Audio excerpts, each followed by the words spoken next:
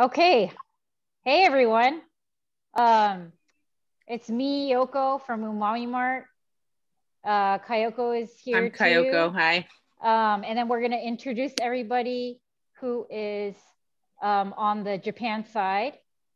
We're really excited to have everybody here today. This is a really special event where we're going to be joined by the brewers and distillers at Hitachino Kiuchi Brewery in Ibaraki. And the event name is coinciding with our sake club. A lot of you are members, but there are a lot of new faces too. We have a sake club called Sake Gumi, and we have a theme every month. The theme for this month is experimentations in Koji. And so the event for today, we're talking about the use of Koji in sake and the use of Koji in beer. And we're going to be touring the brewery and also getting some interesting tidbits about brewing with Koji and about Koji in general. And just an update right now at Umami Mart, we're still doing curbside.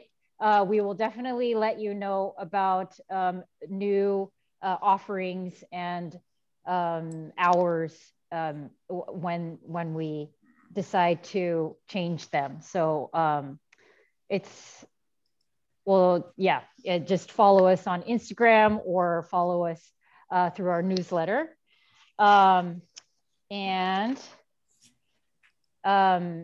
So we're gonna be having the Hitachino Kiuchi portion, the first hour, and then after that first hour, we are going to taste through the sake gumi sakes. So everyone is welcome to stay for the whole portion of the event, but just know that the brewery tour and discussion about Kiuchi and Koji is going to be the first hour, and then we'll have the club tasting for the last 30 minutes.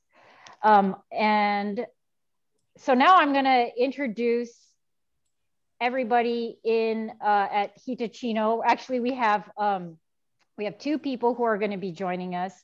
The head distiller, Sam Yoneda, he's here with us to talk about Koji, talk about sake and the beer.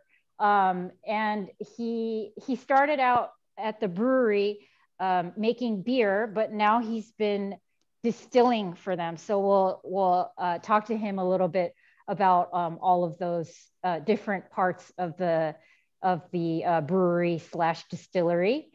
And he also happens to speak English, so that's going to be really exciting because he's going to help us with the interpreting of Sachio Nakamura-san, who is the sake manager at Kiuchi Brewery.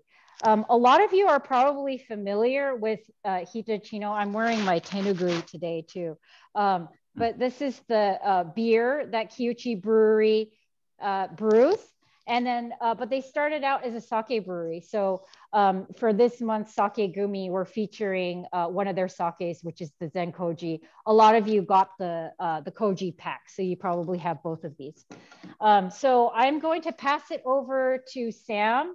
Thank you so much for joining us, Sam. And if you could just give us a brief about and what you do at the brewery.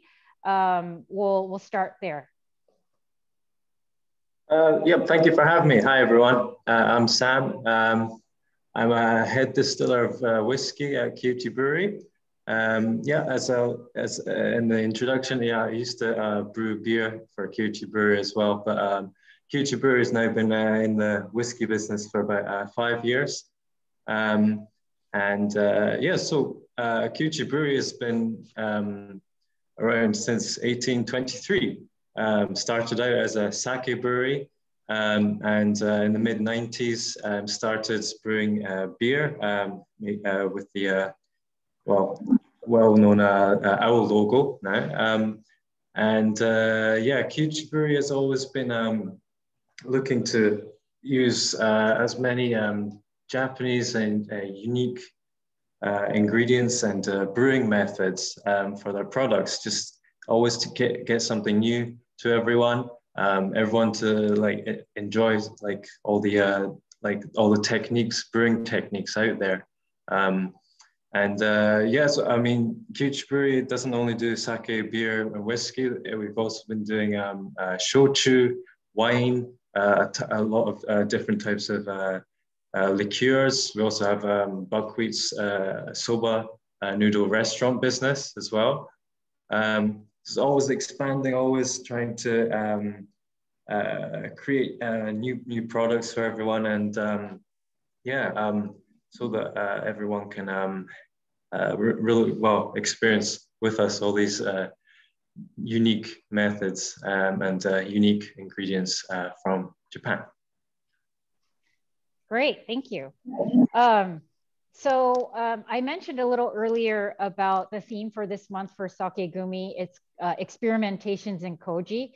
So I wanted to ask you about, and actually, is Nakamura-san with us? I actually don't, I'm not sure if she has signed in. Let me see. I don't think she's here yet. Yeah, so let's see. Called her earlier and she said she was on her way. Okay, okay. She's nearly there. Okay, so why don't we start with the beer side, and we'll talk about the Saison du Japon, and that one. So that one you use koji for beer making or in the beer, and I wanted to ask you a little bit about how you use koji in the beer. Compare or like related to how you would malt grains, and instead you're using koji. Okay.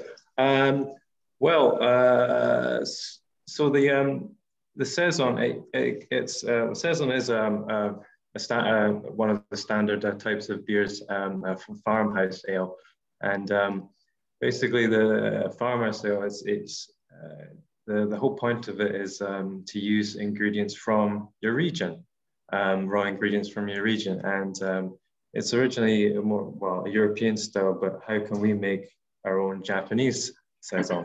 And that would be to use the unique ingredients from Japan, such as yuzu and of course the koji.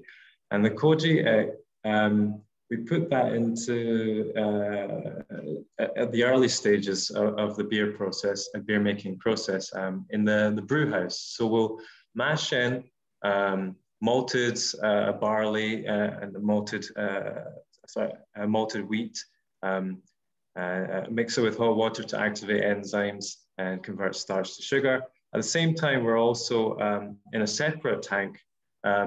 We'll be heating up the koji, mix it with hot water and activate the enzymes there. And so it will also be modifying its starches to sugar. And then once we have completely converted all the starches from each grain, we will mix that into the lauter tun, which is where we do the separation from grains, the wort or the sugary juice from the grains, and that will move on into fermentation. And so the malting process of, say, barley, the barley that we use, you kiln it, you add hot air so that you activate the enzymes inside so that they're ready for brewing. In koji, you'll be activating the enzymes with the Tane Koji, so the mold you sprinkle over the top. I mean, the goal of each one is the same. It wants to activate enzymes so they can convert starches to sugars, and then that will be used in fermentation.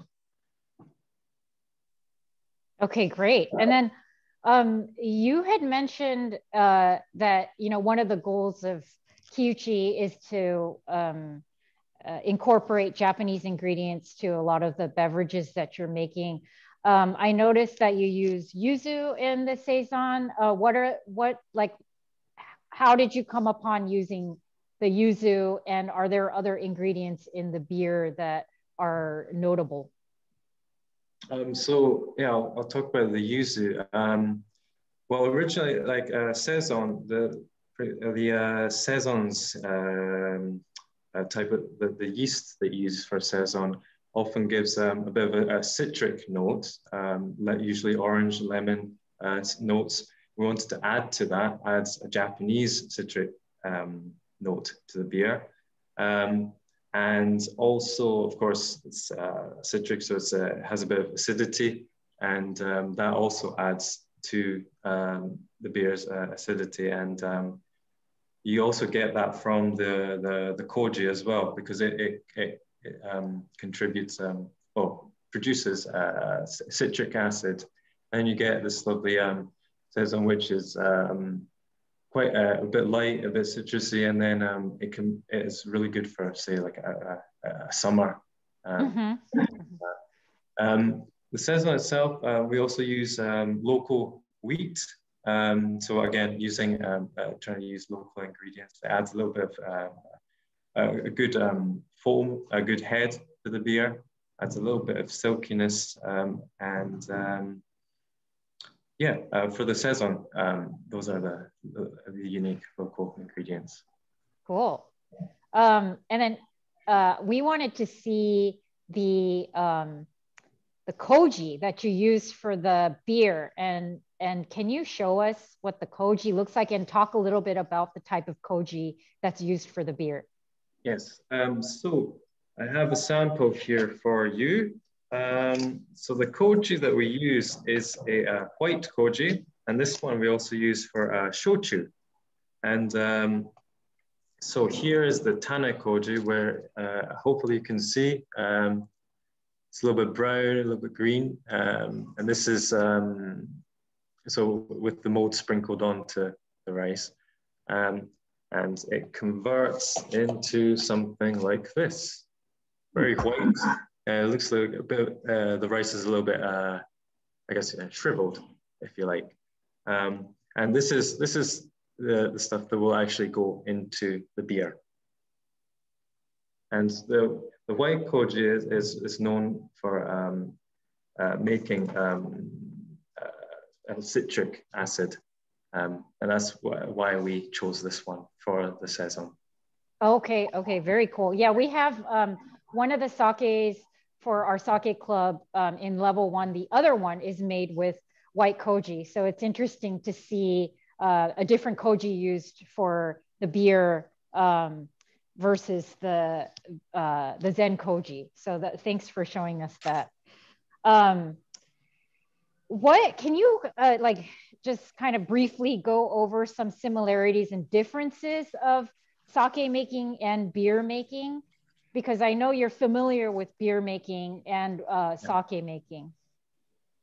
Okay, well, both of them, of course, they are aiming to make alcoholic beverages. So you'll start off with converting the starches from both grains, barley or rice, convert them using a certain method. That's where the method differs. Of course, koji sprinkles the mold, and beer, you heat the seedlings of the barley, and convert the starch into sugars. Now the sugars differ a little bit as well. So the barley will have will mainly make maltose sugars, and the rice, koji and rice will make glucose sugars.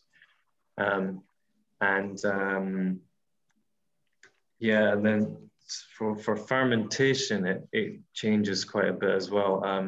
For the beer, you want you'll choose yeast that will convert maltose into alcohol, and for sake you will be converting glucose into alcohol. And for sake, you're as you probably know, you're adding bits, you're adding parts to the mash, like the yeast or the koji starter bit by bit, so that's what you call a parallel fermentation or saccharification and fermentation happening at the same time. Whereas beer, you keep it separate, mainly because for modifying the starches into sugars for beer, you need quite a hot temperature. So you mash at about 63 degrees, 65 degrees Celsius.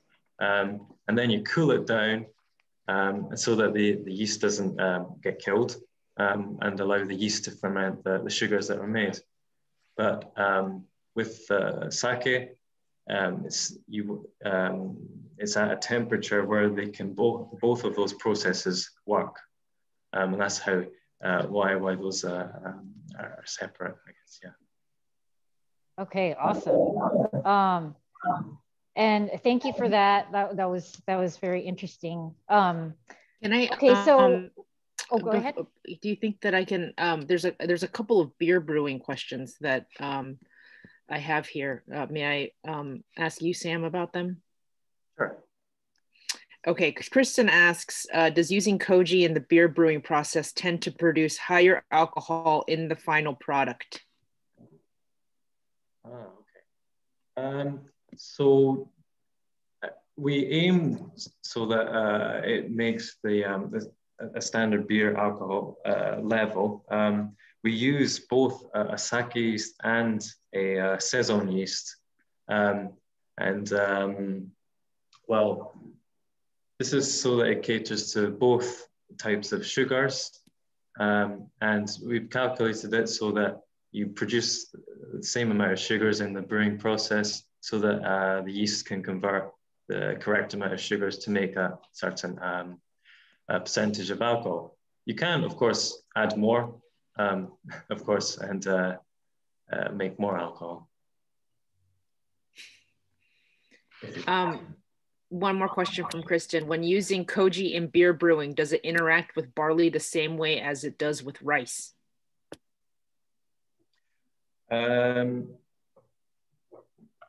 No, because basically, yeah, so the barley, when you malt barley, it's done dry and it's done with hot air. You activate, so the barley, what would you say? It naturally already has the ability to produce its own enzymes. These enzymes only work with the starches that are in the barley, of the barley itself. And then the koji, it can only break down the starches of the rice. The types of starches are different. So the enzymes won't connect to the starch links, if you like. So we modify them separately, mix them, and then ferment them together. And then just really quick, Rich asks, do you all of Kiuchi, sake, and beers and spirits use the same water? Okay, yes, so the sake and the beer, yes, is from the same area, same bore water. And well, sorry, not so related, but the whiskey is on a much further away separate location. So that will use different water, and hopefully we can see how that will change the mashing profile. Okay. And then, so now we want to taste the beer. So, I mean, there's no rules. Everybody can drink while we're, talking about all this. but I did want to ask you, Sam, a little bit about you know, the different flavors in the beer, what temperature you recommend, what kind of glassware, and what foods you like to enjoy the beer with. Okay. Well, the saison is quite a light beer, and it has the citrusy notes I mentioned. So it should, well, it works best in the summertime. So you want to have it relatively chilled, and I enjoy it with grilled meats or a barbecue. I think it works really well with that, especially having a light beer, citrusy flavors, and you know, warm weather. And then I've also tried it with cheese. It seems to work with quite a bit of some more fattier foods as well, in my opinion. Glassware, well, glassware is something that's quite tulip shaped would work quite well, I think, to let the citrusy notes spread outside of the glass. All right, great. And I think we have Nakamura-san now. She's joined us. Hi, Nakamura-san. She's been busy brewing this morning, so thank you so much. I mean, to both of you for joining us. I know it's a busy brewing season time right now, so we're really lucky to have you here. So we'll proceed with talking about the Zen Koji and staying with the theme of Koji. And one of my questions is, can you talk about the process or the differences in your making the Zen Koji versus your other sakes? Okay, so then here I have, you see, this is a サムさん、経過表ってなんて言うんですか？経過表ですか？うん。It's like a process timeline. Timeline. はい。This is a Zen Koji's timeline. And, did you? Yes, Sorry, we can see it. Not good. Here is もしかして逆 upside down? 大丈夫ですよ。大丈夫。見えます。大丈夫です。はい。はい。これが、This is a Zen Koji's 仕込み配合って、なんていうのかな。ここに、here is all rice and water. How much we use the koji and water. And for just a moment, I change the camera. Let's see. This is Zen Koji's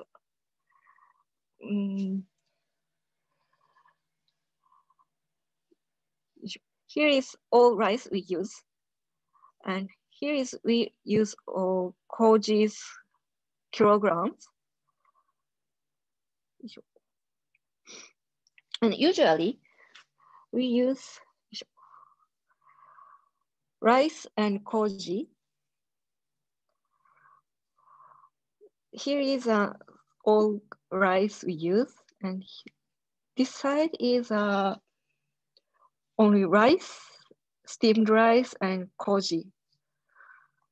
That's a different Zen Koji and normal sake. I see. So, I mean, it's literally all koji. Yes. Yeah. And could you see the time? The timetable. Every day. Yes, yes, we check alcohol and sugar or a lot of things. And this is Zen Koji's timeline.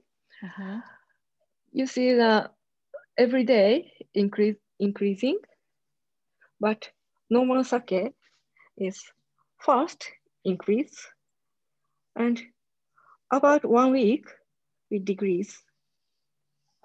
This is a very very big difference. So those bars are the addition of the koji. Yes, only koji is makes lot of sugar. Oh, I see. Okay. Normal sake. Yes. Because Zen Koji is make very more sugar can change the alcohol. サムさんいいですか、麹だけで作った時の方がノーマルの時のお酒作りよりも酵母がアルコールに変える糖の量よりもさらに多い糖の量を作るのでどんどんこの棒グラフが上がってってるんですよ。そう、上がってるのすみません、なんだったこれが、糖が、糖の方ですね。この棒グラフはそう、糖と、何日経ったかっていうのをこう掛け合わせた数字なんですけど、わかりました。これがどんどん上がっていくのは全麹の特徴。普通はこう一回上がったら、どんどん糖のグルコースがどんどんこの逆に下がっていくので、こういう山みたいな形になっていくんですね。What she's showing you here is so the yellow bars is how much sugar you have in the mat and in the fermentation. And basically with Zen Koji, the top one, you the sugar level keeps going up. You add more sugar than the yeast can ferment to alcohol. And then at the bottom, you have the standard way of making sake, which is you add the amount of sugar that you want, just the same amount that the yeast is able to convert to alcohol. I see. Okay. Yeah, that's very, very interesting. Thank you for showing us those graphs. And then can she talk about a little bit more about how using koji creates a lot of amino acid? Sorry. ごめんなさい。一瞬ちょっと電波が悪かった。はい。麹を足せばなぜアミノ酸がどんどん増えていくはい。アミノ酸も増えていくし、糖も増えていく。で、その、感じになります。なんていうんですか、理由とかありますか？ちょっとそこまで解明はされてないんですけれども、麹ってビタミンもたくさん持ってるんです。で、もちろん菌体なので、タンパク質もあるので、麹が多い方がアミノ酸、うまみがたくさん増えるんじゃないかなと思ってます。Okay, so as the more you add koji, more koji will have acids and proteins inside, and that will that is what develops the umami flavor or the amino acids. So yeah, just the more you add, the more you make amino acids and increase that umami flavor. Okay. All right, great. Can you show us the koji that you use for the Zen Koji? どうしたらいいかな？ Sorry, once more, please. can you show me the koji that you use for the Zen Koji? Okay. Now I'm in Koji's room. Okay. And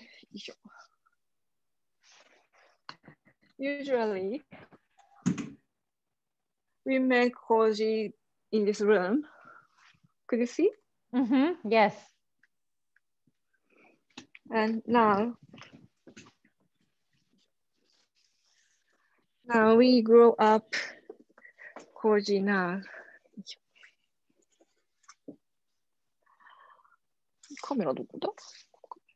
Oh, hi. Yes, we can see it. Now, now it looks only rice, but could you see a very small white point? Yes. Like here. And here is a grow up koji now. About 2 days, we finished to make koji, and we use this koji to Zen Koji or normal sake every time. And in this room now, about 35 degrees. It's okay. so hot. And it's yellow koji on the rice. Yes. Zen Koji use only yellow koji. Okay. Yes. Yeah. So sometimes we use white koji for shochu.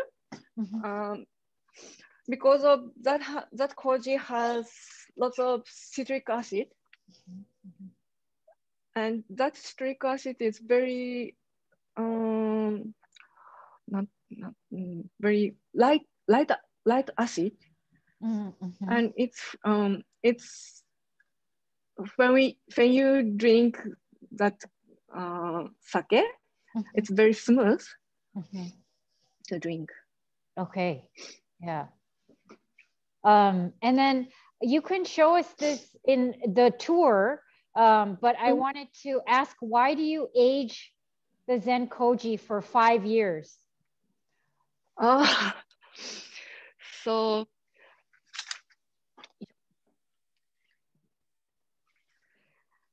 this is time graph.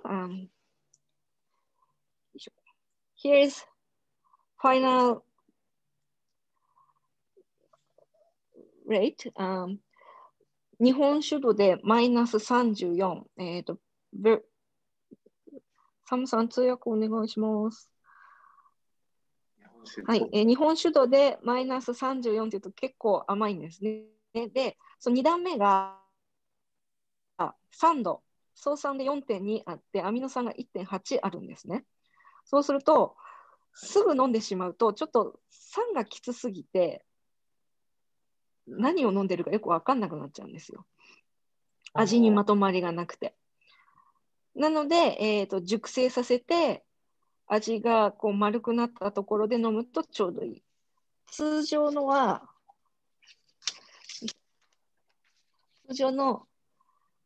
日本酒だと、だいたいプラス3って、日本酒度はちょっと私もうまく説明できないんですけど、はい、すごくこっちの方が口当たりの軽い、比重の軽いのがこっちのプラス3。で、酸度も 2.7 で、アミノ酸がまあだいたい 1.8、1.6 か。こっちだとすぐ飲んでも全然軽くて飲みやすいんですけど、全工地はこの数字なので、すごくこう、重くて飲みにくいんです、最初。マイナスだと、比重が重い方。重い。はい。OK。わかりました。うまく映んないかな。OK。These figures, so the bottom one, if we might be able to focus. The top line is the, I guess it's the Nihonshu scale. So when it's the SMB. Yeah, you got it. Okay. SMB, yes. Oh, is it? Okay, so that's minus 34. So that's quite heavy. Hold on. Below that, you have the acidity rate, and below that you have the amino acid Ray. So the bottom table is the Zen Koji, and the top is the our standard sake. But if you don't mature it, I let it rest. It's quite a heavy sake to drink. It requires some time for the flavors to even out.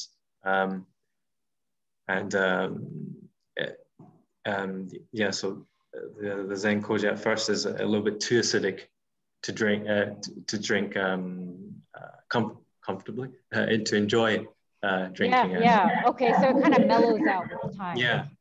Okay. Yeah. Understand. 5 years is. Yeah, it is. Yeah, for a sake, that's very unique.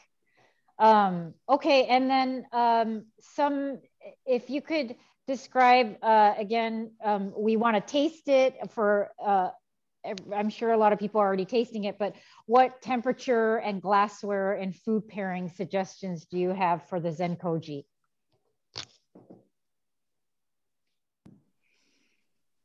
I recommend about when you drink Zen Koji, about 15 degrees, 15度ぐらい。で、私的には、so for example, chocolate. Oh yeah. Or あとは、そうですね。すぐに思い浮かばない。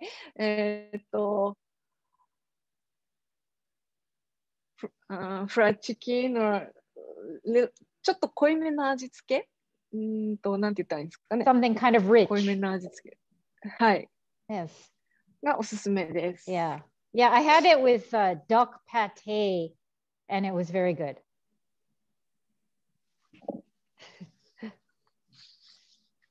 Okay. And then how about a glassware? Like what kind of glass do you like to drink it out of? Glassware. So little shape is like tulip because flavor is very good, and so sometimes we warm my temperature. So 自分の体温で少し温めながらちょっとこう温度の違いを楽しんでもらったりするのにもチューリップのグラスがちょうどいいかなと思います。Perfect. So yeah. So basically, 大丈夫かな。Nakamura-san enjoys putting into a small tulip shape type of glass, which allows her to cup her hands around the glass, and then she can choose to warm it up a little, and she can experience the different flavors and aromas that come out at different temperatures, depending on how much she's warmed it up with her hands. Cool. Yeah, and I noticed that Sean and you two are having it in a glass that's very much like what she's describing. Okay, cool. And then so now may we tour the brewery?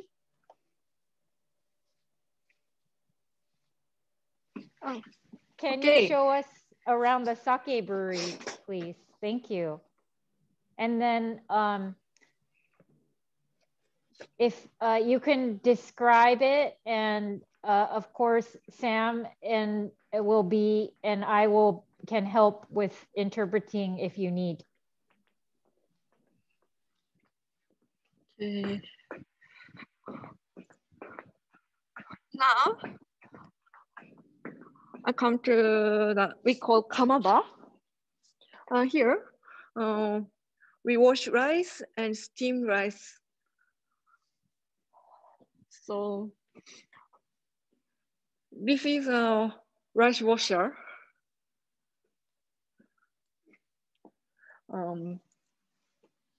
We use this about 10 kilograms サムさんごめん、お願いします。はい。はい、この機械を使って10キロずつ米を洗ってます。洗うときは、はい。この中で渦状に水が回るので、水の力を利用して米を洗ってます。Okay, so this little tank here washes about 10 kilograms of rice at a time, and the water is fed in a so that it creates a swirl or it rotates, and then the water washes. Well, the rice is washed in and the water's natural flow, if you like, so gently. で、洗い終わったお米はこちら。We use very big steamer. 大きすぎてうまく映りません。すいません。About 2 meters? だいたい2メートルぐらいの横幅の大きなスチーマーになってます。So the steamer is about, this is where they steam the rice, and it's about 2 meters in width. こんな感じですね。はい。About 1 hour steamed. Here is a dummy imitation rice made from plastic.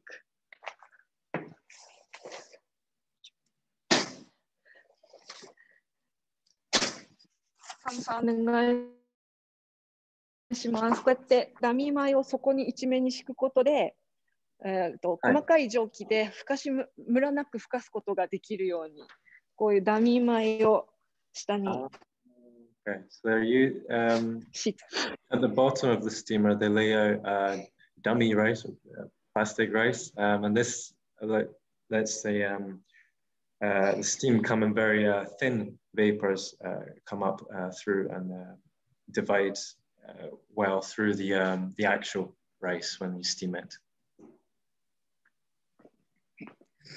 で、ふかし上がったお米は、これが、ごめんなさい。放冷機という、クーリングマシーンですね。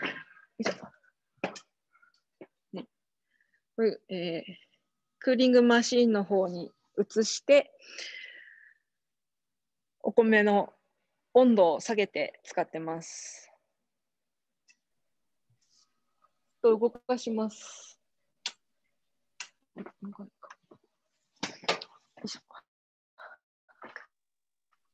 Okay, so after the rice is steamed, it goes on that cooling machine. And then she's gonna operate it.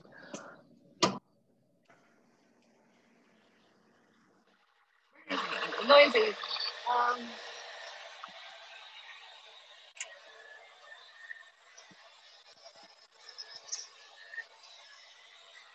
Can you see?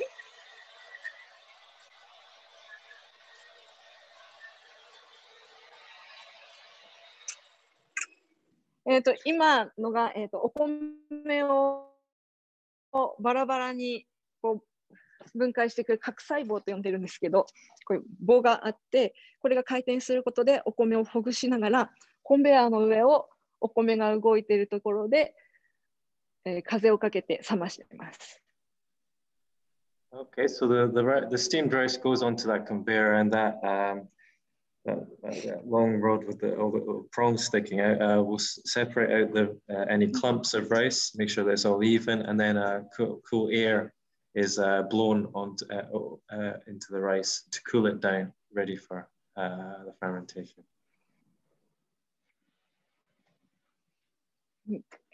で、冷ました後、先ほどの麹室に持って行って麹を作るんですけれども、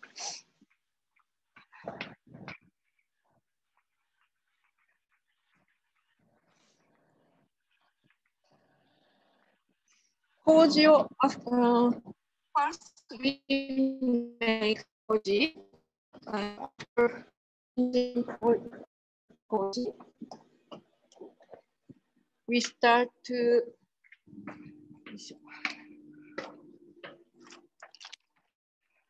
make sake mash. Sorry, now we すみません、今ちょっと全麹は仕込みしてないんですが、これがお酒のもろみです。Okay, so this isn't the Zen Koji brew here, but this is what the sake brew looks like usually.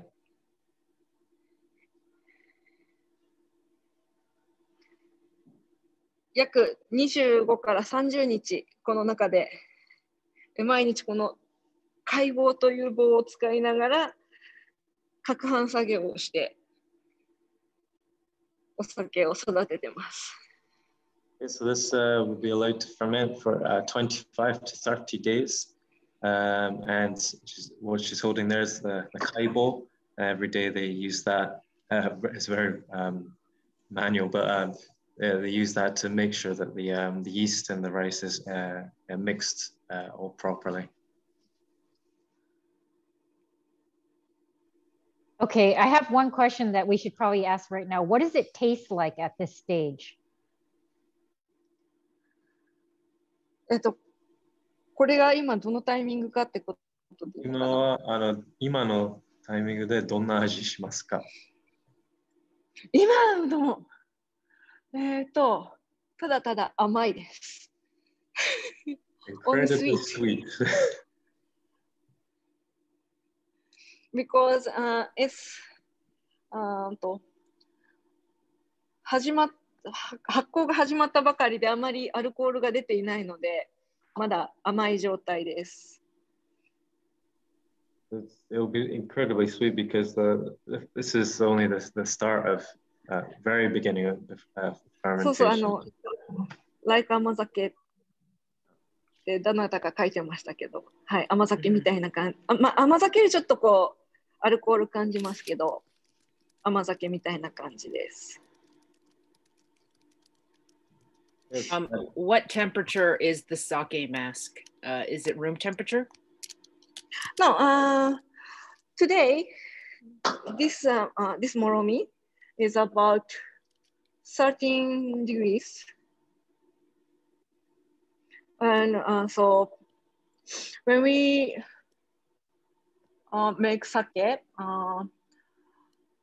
for Junmaishu is maximum about 14 or 15 Celsius, or for Daiginjo is maximum 10 or 11 Celsius.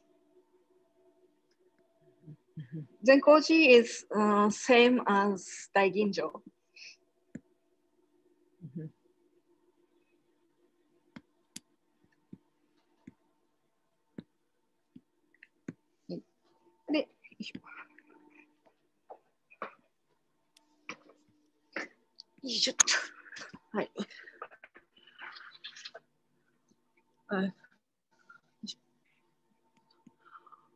Every day we check the alcohol and sugar, acid, everything like this. こうやってサンプルを取って毎日チェックしてます。筋だと思う。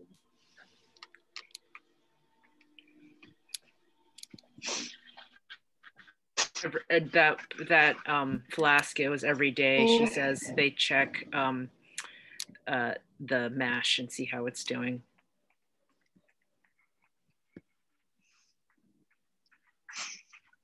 And finished the fermentation, we squeeze the sake mash.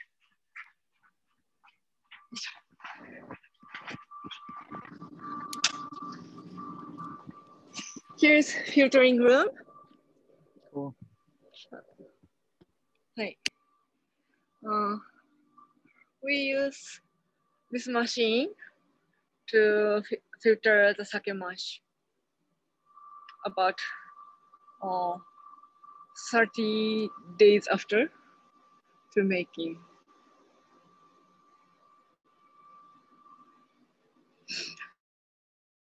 Sometimes we use this only boxes andちょ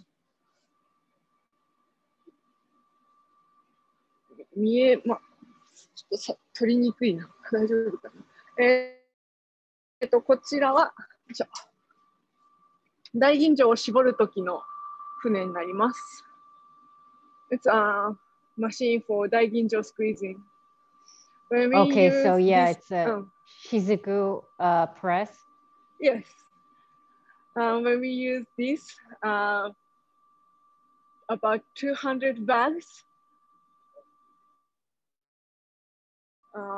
だいたい200枚ぐらいのバッグを使って枕みたいに並べてゆっくり絞ってます。Okay, great. So you use about 200 bags and lay them down like pillows and then use gravity to filter the sake. Yes. で、普通のお酒はnormal sake squeeze this machine. Okay. And after squeezing, we have some beer tank in sake house. Uh-oh. Yeah.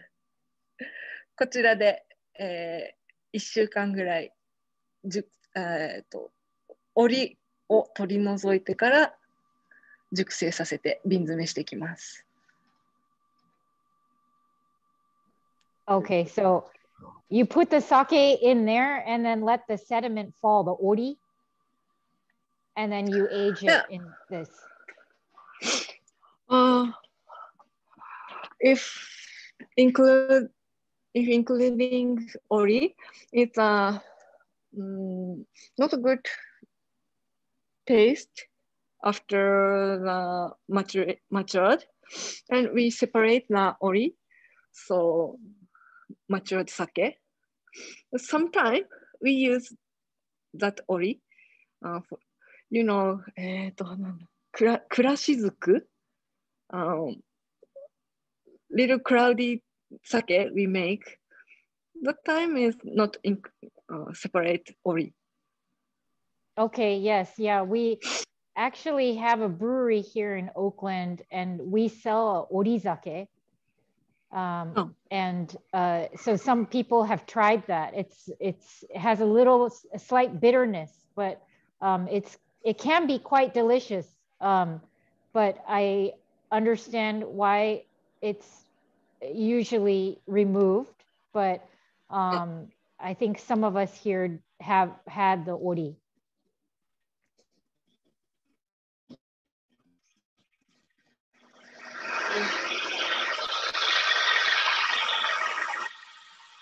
Here is a bottling room. Can you see? This is bottling machine. Yes, we can see it. What's that?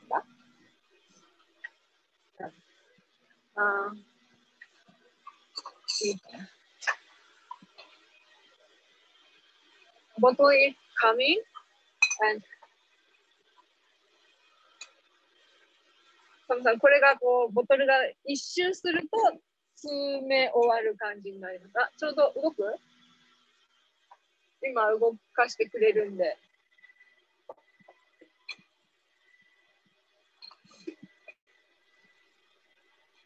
このように瓶詰めは機械で。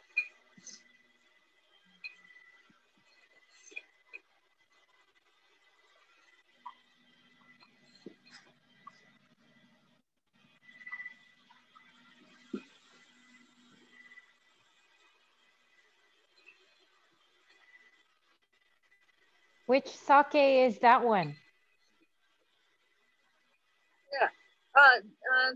これは季節の春待ち月という、This is fresh sake, named 春待ち月. Oh, so it's only sell in Japan. Oh, okay. Spring nama. 生。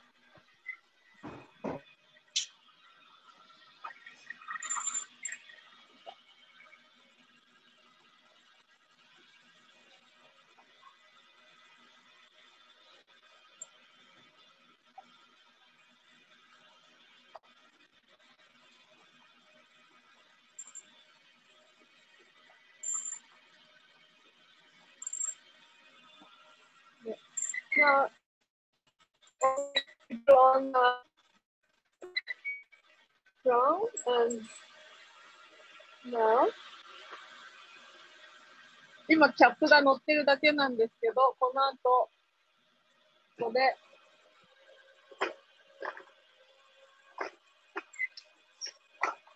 閉められて出てきます。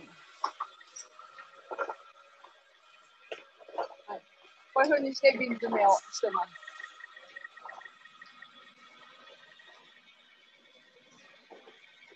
はい。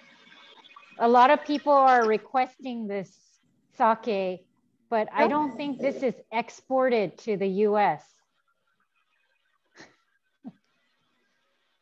Sorry, now it's very crowded inside. Please once more. あ、静かになった。Sorry. Thank you so much. To Koji's room. Yes, yeah, that was really great to see from the beginning to the end. Thank you. Thank you. Yeah. Yeah, and so I guess oh yeah, I think we're good on the sake brewery tour.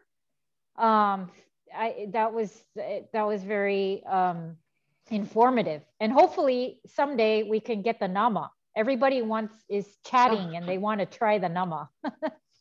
Please. Yeah. Okay, thank you so much, Nakamura-san. Thank you very much. Yeah, that was really cool. We're gonna go and continue with Sam to look at some of the pot stills and watch a quick video of the beer side of things. So thank you so much, Nakamura-san. We are really enjoying your sakes, and I know you're really busy, so thanks for taking all that time with us. Wait, there are there are a couple questions for the Zen Koji before Nakamura-san goes. I'll just ask a couple. All 100% Koji sake, is that rare, or a lot of sake breweries doing that now? Maybe rare. Rare. I think. Because all Koji is very hard work. Yes. Yes. Because so usually we use 20% Koji to whole one batch's rice, but all Koji is we make every rice make Koji. That is very a lot of work. Hard work. 大変ですね。はい。この酒はcan it age for many years, or do you just 5 years and that's the best point? No, we think 5 years is good, but some people like more long time ages or short time.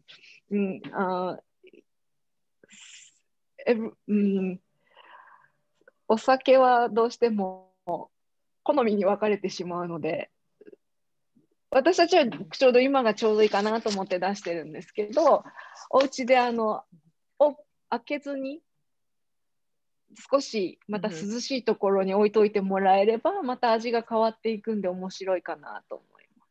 サムさんよろしく。So sake is matter of preference, and so she says that some people they decided to release it at 5 years, but if you would like and keep the bottle unopened at home and keep it at a cool area, then perhaps try it, let it age a little bit more and see if you like that, she says.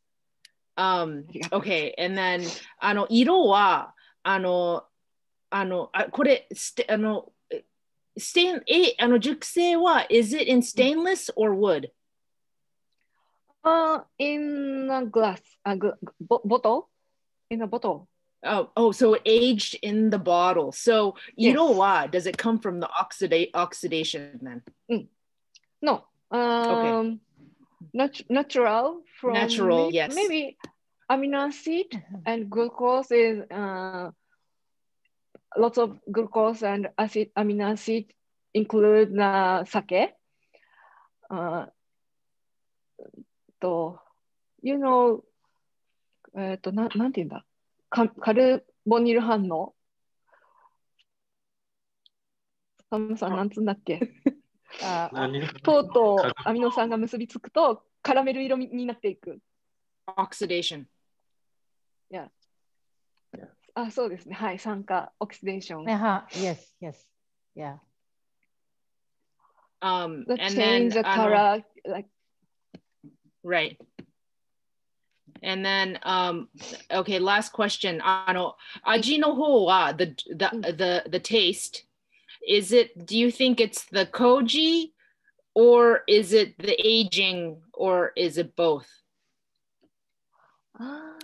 It's the 100% koji.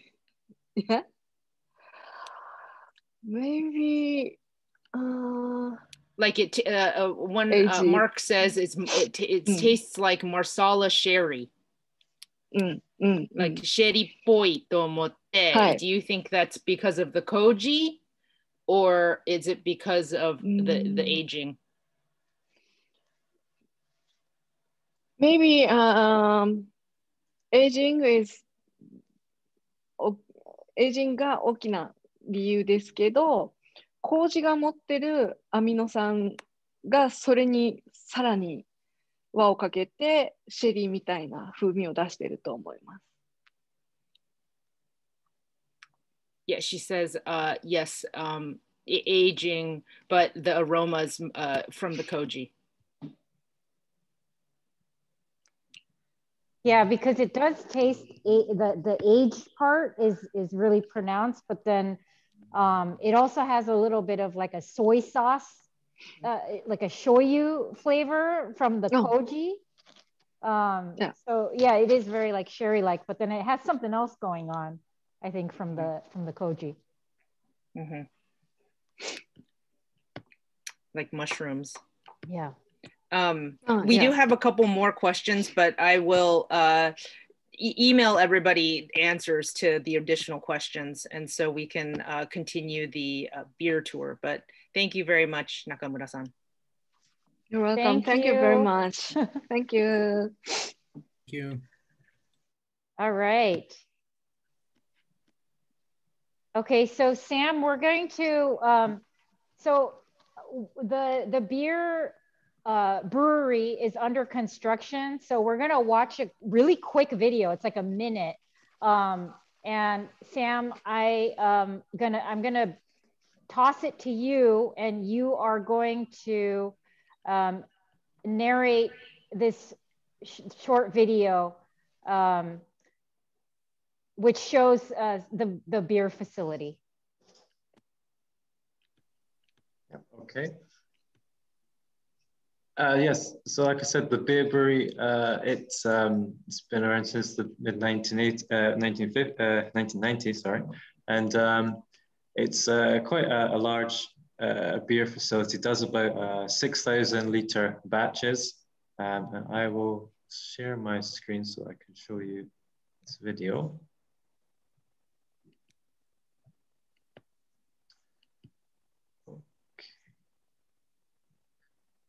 Can you see my screen? Yes. Okay.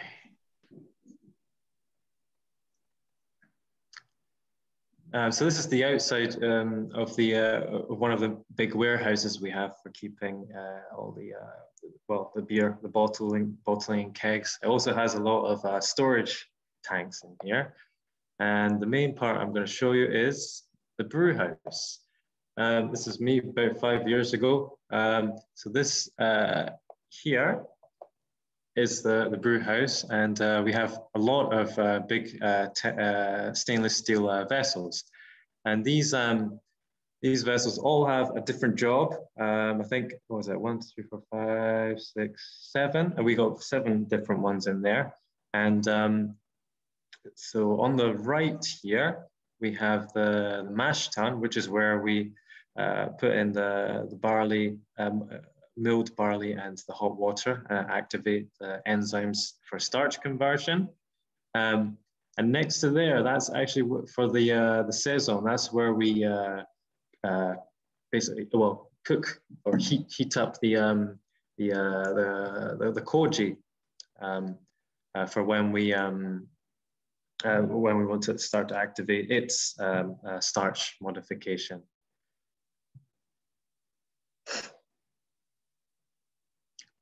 So sorry, just explaining there, grains into the Mashtown, and they go through all these vessels. The one there is for koji.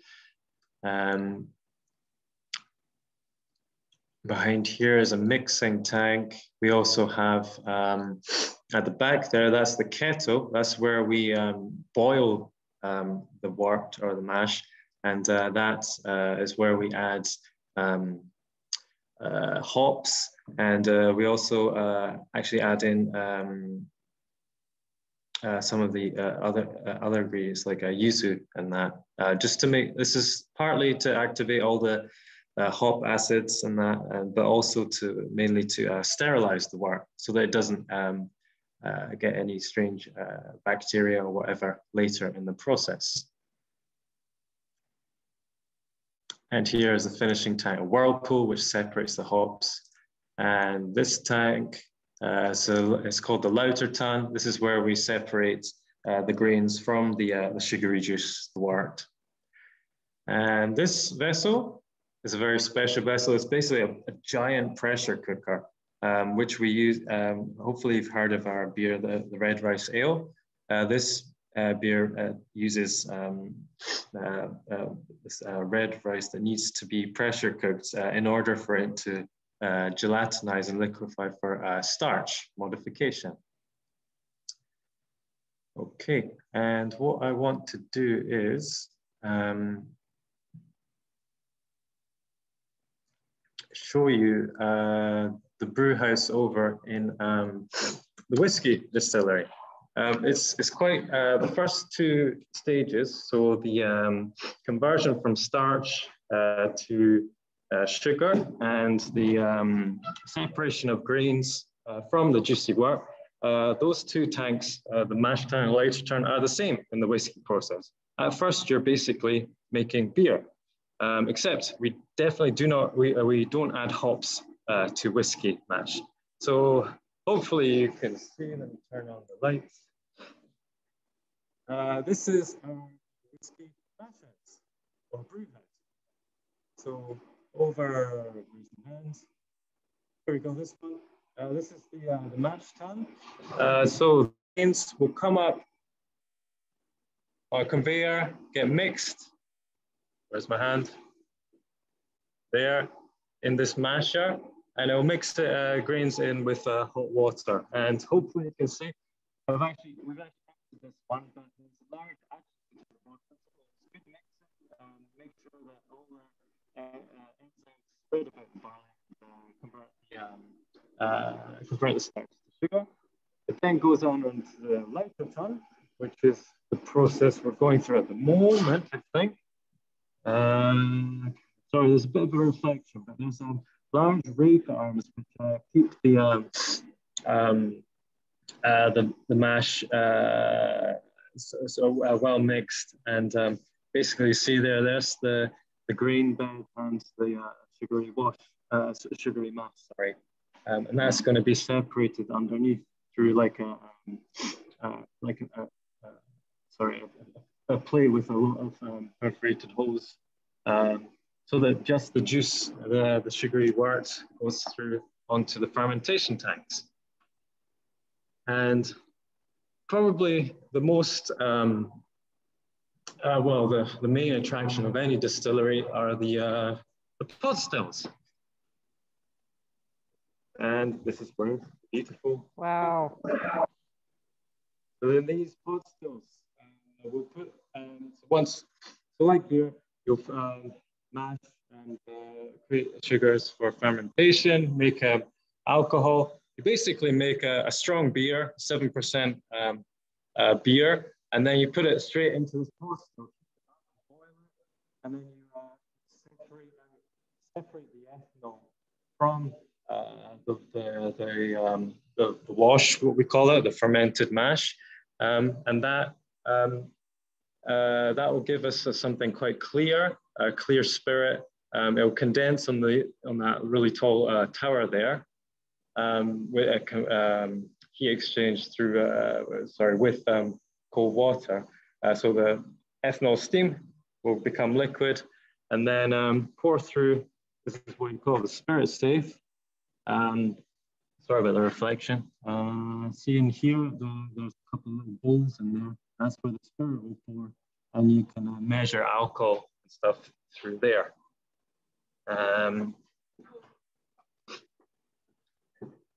So, and then, well, this is, I should show you this. Ibaraki is quite a flat area, a flat land of Japan. Japan's usually known to be mountainous, but Ibaraki is really flat. So we decided to build a distillery, which is on another location, right next to, let me see, the most mountainous area of Ibaraki. And usually around mountains, you get very good water for brewing. And is there any other part of the distillery perhaps like to see or hear about? I think that was great. And I mean, I don't know if anybody wants to comment on seeing a particular part, but that was really thorough, I think. And we saw a bunch of different parts of the distillery and the brewery. So thank you so much. Oh, welcome. Yeah. I don't know if let's see. Can I address two questions? I'd like to. Yes. Just right before we go for the sake gumi tasting portion.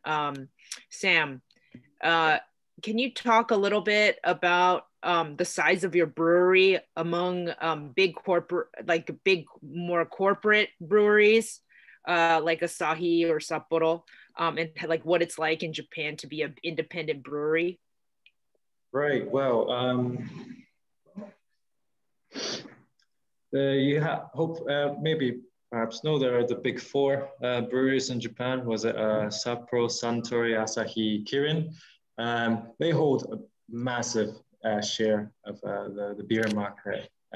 Comparing it to States, craft beer is actually the percentage of the market that they hold is much larger than in Japan. But Nationalist beer is actually it's usually in the top three biggest craft beer breweries in Japan.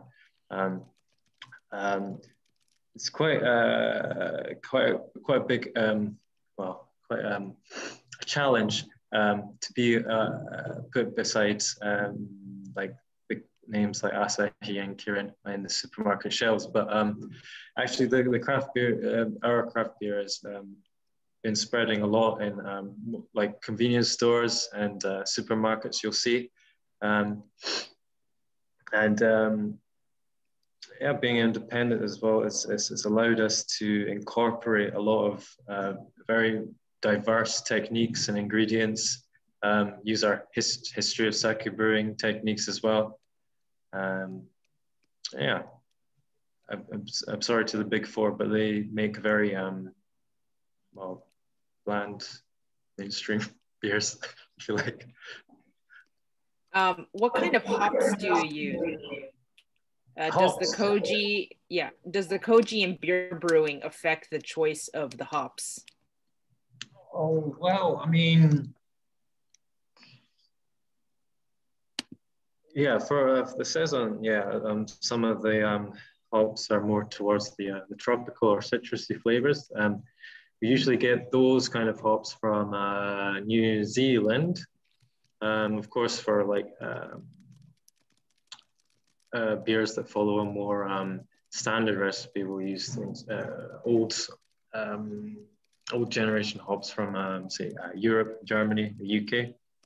But yeah, it's definitely, I mean, you must always make sure your hops are going to work with whatever extra ingredients you're making. But yeah, citrusy, tropical type hops definitely are the ones that work with, of course, yuzu and koji in the saison. Yeah, I'm definitely getting a lot of citrus in the saison, but I'm getting the hops as well, the kind of a floralness. I think it brings out, they all get brought out well together with that kind of mix. Joe asks, oh, sorry. Sam, can you make me the host again? Oh, sorry. Sorry. Go on, sorry. Are the stills German, Scotch, or Irish? The stills, they are Scottish. Scottish, okay. It's a Scottish company called Forsyths, and they are they're also a very old family business. So we wanted another business that was work with another company that had a lot of history. Hold on, let me. Where do you age the whiskey? The whiskey is aged when I say on site, it's we've got a bunch of warehouses over here for maturation. So they're obviously put in oak barrels and yeah, stored on site. We want everything to really be made from this region. You know, the maturation, if it's put in wood, you want the wood, it's a weird way of saying it, but it breathes the environment around. And so it will take in the surrounding elements, and air into the whiskey during maturation. Are they single malts or will they be blends? We're going to have single malts, but we're also going to have single grains, which is quite rare over in Japan and the UK. Well, Scotch whiskey, because we want to be able to use the local ingredients, rice and the local wheat as well. When you mix that in, that makes it a grain whiskey. So we'll have quite a big profile of whiskies at some point, just like beer and sake. Fantastic. And then last question, are you using new oak or are you importing from Europe or America, the barrels? We're importing from various parts of the world. Lots of course, bourbon barrels. They're quite standard for usage in Scotch and Japanese whiskey. We're also importing sherry, ex-sherry barrels from Spain, of course. And yes, there is one cooperage in Japan called Ariake Sangyo, and they make new oak barrels, and we've been testing a few spirits in those. Fantastic, thank you. And there are a couple of more questions, but I will email answers to everybody so we can get on with the sake gumi tasting portion of our evening. Okay, well, thank you so much, Sam. That was really great for you and Nakamura-san to take time out and spend an hour with us, or even more. So we feel really lucky to be able to have toured so much of the facility. So thanks for coordinating all that. I know there's a lot going on. So we're all enjoying all things Kiuchi and Hitachino here in California. So thanks for providing all that. Thanks for having us. And, thank you for supporting us and buying our products and enjoying them. Yeah, yeah. And I think a lot of people are also, when things open up again, want to visit the brewery. So, of course, yeah. Yeah. Okay. All right. Thank you, Sam. Okay, thank you. Thanks, Sam. Thank you. And then bye. And we have now the tasting portion for the Sake Gumi members. So for members who have the bottles or have, or want to stay on and taste with us, you are welcome to. And of course, if you're not a member too, you can join us and you can see what we do with Sake Gumi. And the you can watch us drink. Yeah, just that's what we do. Yeah. And let me share my screen over here.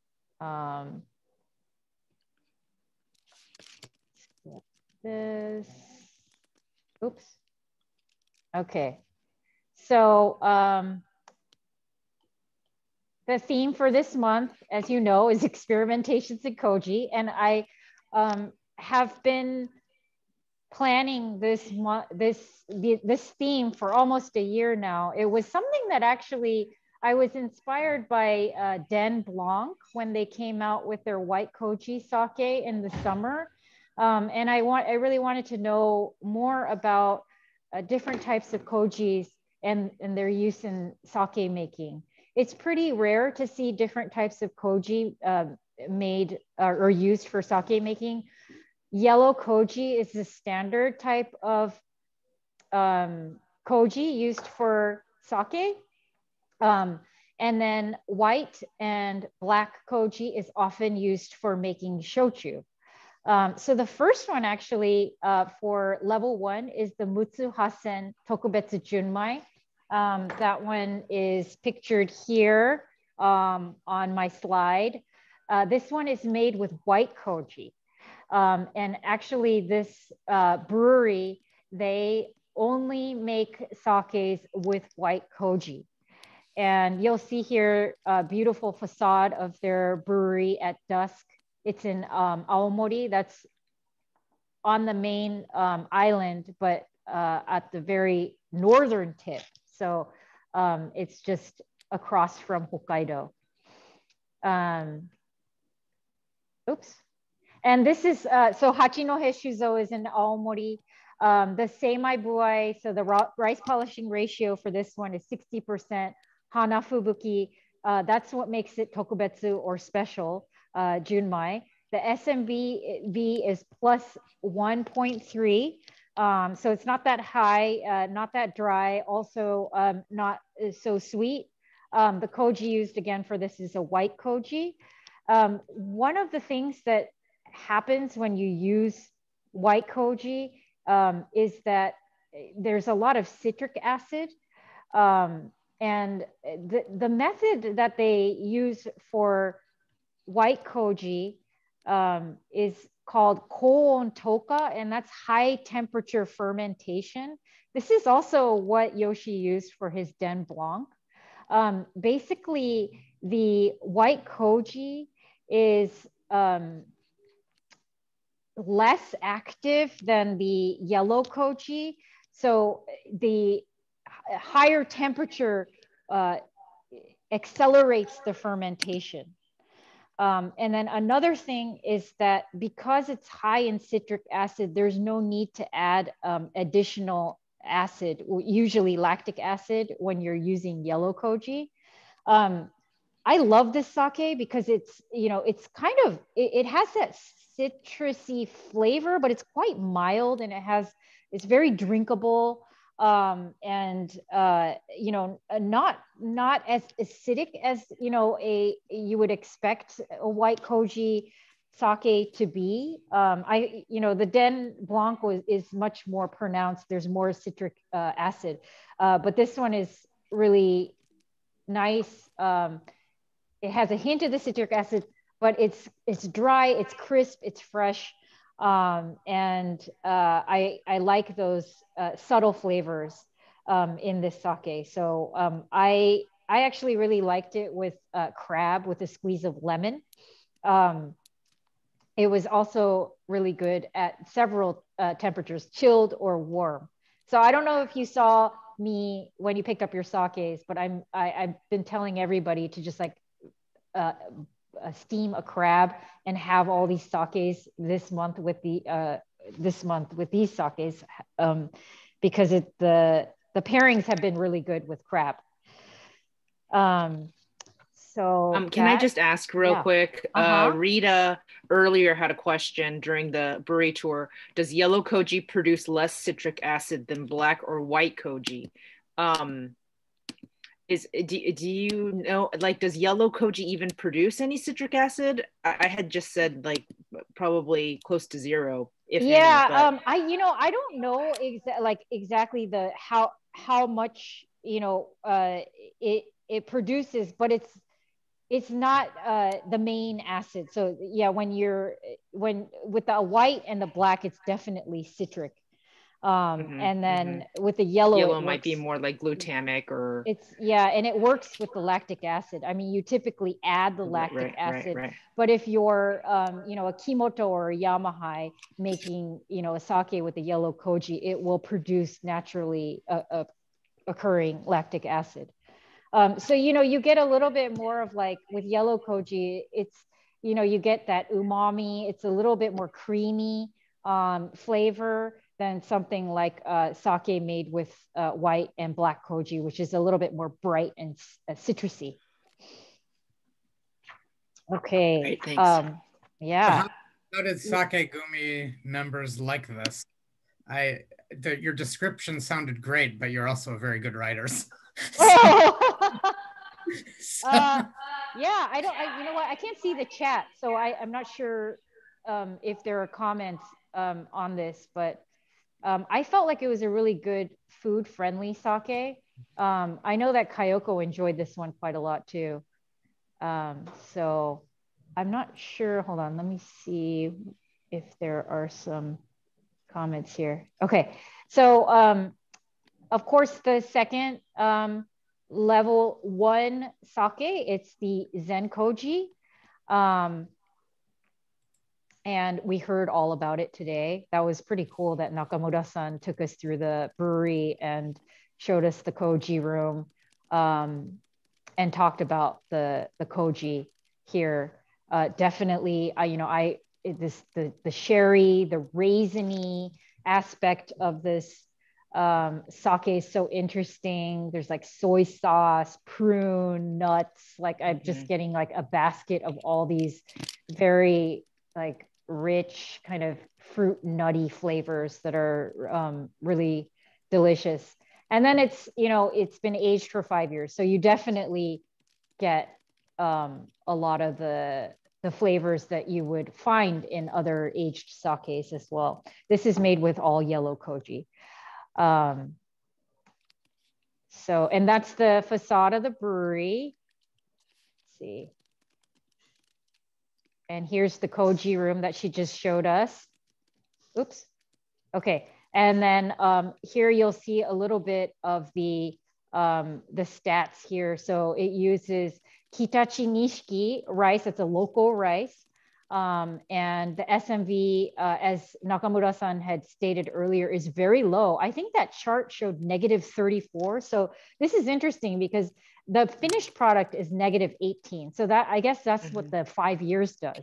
It makes it that's less, what she said, that it's, yes. She said that it was heavy. Just unpalatable. Yeah. Right. Yeah. Or just the balance isn't there yet when it first comes out. Yeah. I had this with Maya Mountain 85 dandelion chocolate. That was really good. And Nakamura-san had mentioned she liked the chocolate pairing as well. And then also duck was very good with this sake. So I think like stronger flavors, gamey flavors were delicious with this sake. I would definitely recommend trying it with chocolate too. Okay.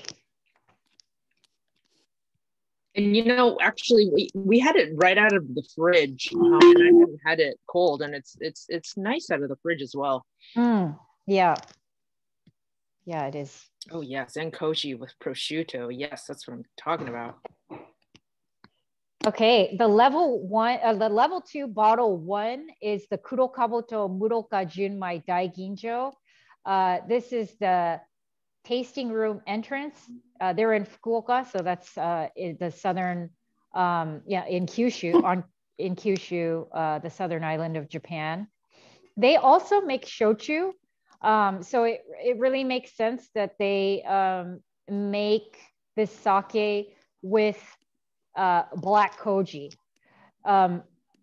Again, black koji produces citric acid, and they also told me that they use that high temperature fermentation method, the koon toka method.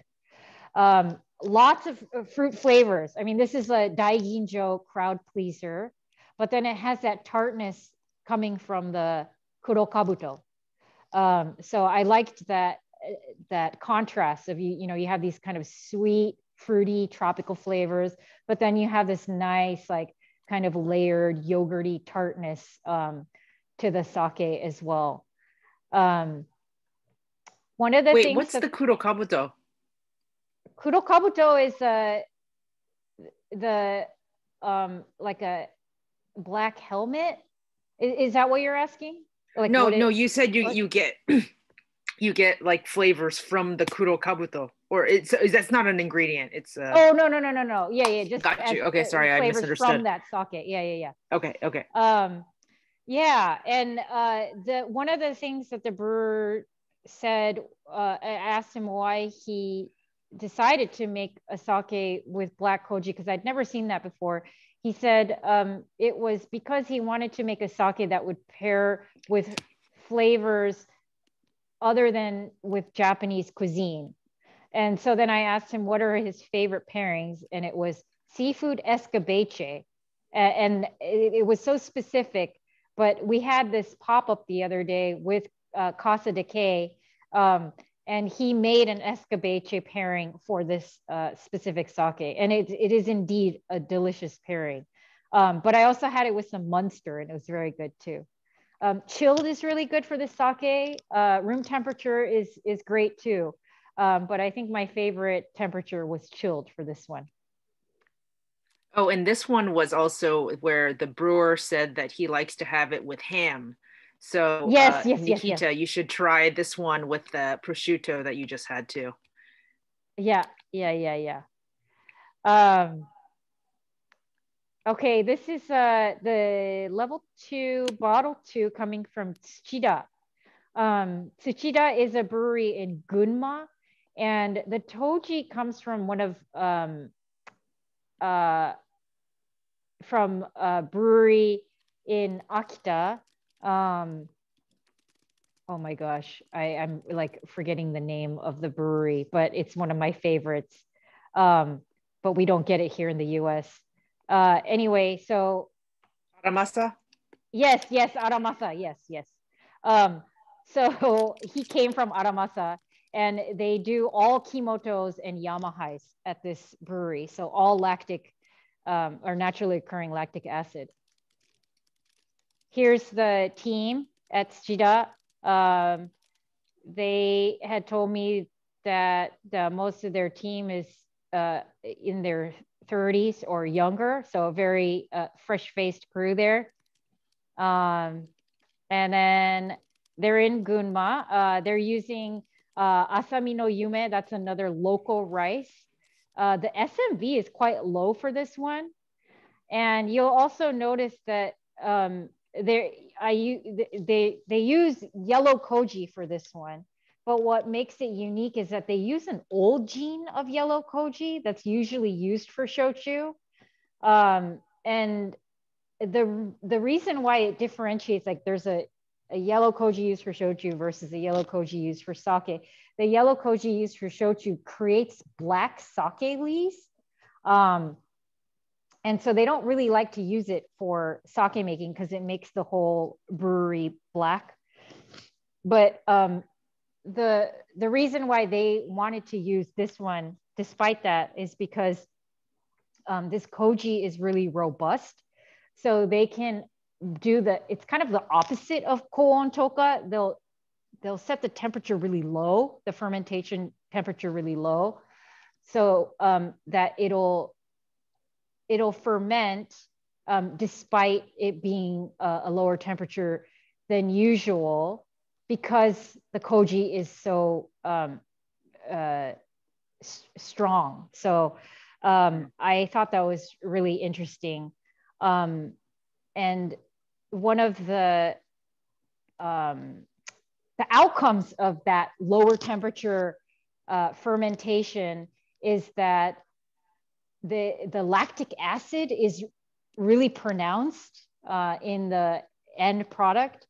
So this one actually also has, I mean, I had mentioned like yogurty flavors in the other one, but this one really has that kind of lactic yogurty flavor. I also got kind of like a grassy green grape type of aroma and flavor. And again, lots of crab in my life right now. And this is really good with the crab tamale, which I never knew that was an English word for kani miso. It's basically the crab guts or the crab brains, which is like the best part of the crab. Or with caviar, if you happen to have caviar lying around in the fridge. Try this chilled or warm. I actually really liked it warm as well. It does it does bring out some of that lactic quality. So yeah, those were the bottles for this month. And I really had such a fun time getting these bottles together, because there aren't many breweries that are doing really unique things with different kojis, different methods. I was excited to be able to line up all of those sakes for y'all. So I hope you're enjoying them and you're learning a little bit more about koji. And you saw a lot of koji today, so that was good. This is so a good now one. You know what it looks like. Yeah. Mark says probably nice with lobster as well. Yes. Oh yeah, sure. Yes. Well, thanks like everybody. Yeah. Well, go ahead, Mark. I said I like this round. The sakes were very good, all of them. Oh, good. Yeah, I'm glad you enjoyed it. And you had commented that the Kuro Kabuto reminded you of a white wine, like a German style. Yeah, German, or even the Northern Italian sort of raw grassy wines. Yeah, like yeah. Mm-hmm. Yeah. Good batch. Yes. Yeah.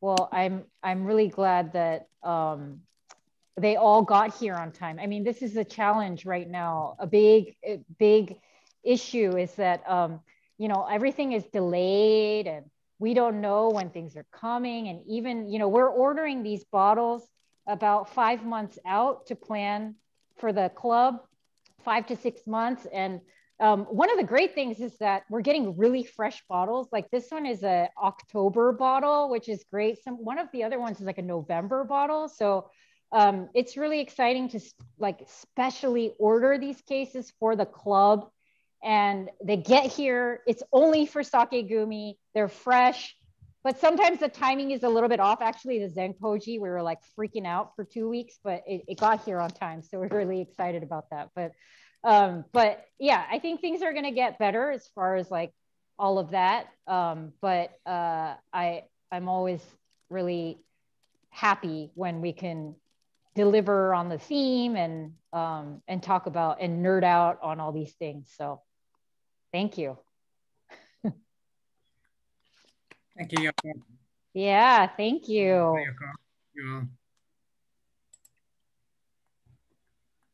This was our most well-attended Zoom event. Thank you, everybody. No. So fun, guys. Fun times. Yay. Ciao. Next month will be shochu event, so stay tuned. We're gonna do some tours of shochu breweries in the south of Japan. Hop on that sake gumi, guys, or shochu gumi. Sorry. Yeah, that's right. Hop on it.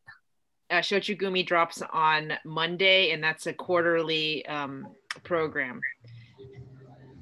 And yes, Sasha, we're going to be putting this recording up. We'll let you know when that goes up.